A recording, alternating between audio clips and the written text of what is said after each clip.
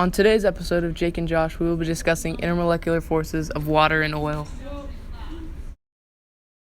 Okay, so here we have a water molecule, and the first step we have to do is find the valence electrons. Hydrogen has one valence electron, and there are two, so we multiply it by 2.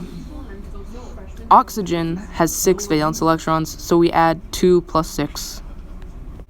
That gives us a total of 8 valence electrons for water. So now we have to start the Lewis dot diagram, and we start off with oxygen. Add the 2 hydrogens on the bottom there. And then to make it equal to 8 valence electrons, we add the 4 electrons on the top.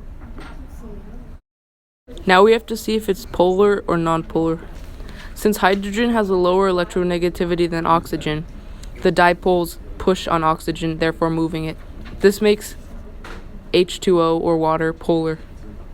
And we also know it's covalent because oxygen is a nonmetal and hydrogen is a nonmetal. To determine the bond, we need to draw 2 H2Os.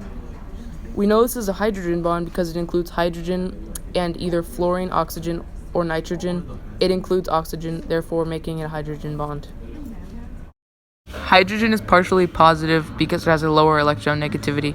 Oxygen is partially negative because it has a higher electronegativity.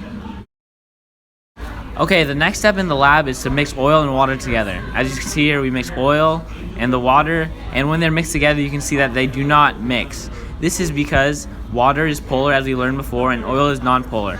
And as you told us, polar mixes with polar and non-polar mixes with polar. Therefore, we know oil is nonpolar. Next, we had to drop water and oil onto 2 different pennies. We dropped the water on the pennies and there were 18 drops. We dropped the oil on the pennies and there were 10 drops.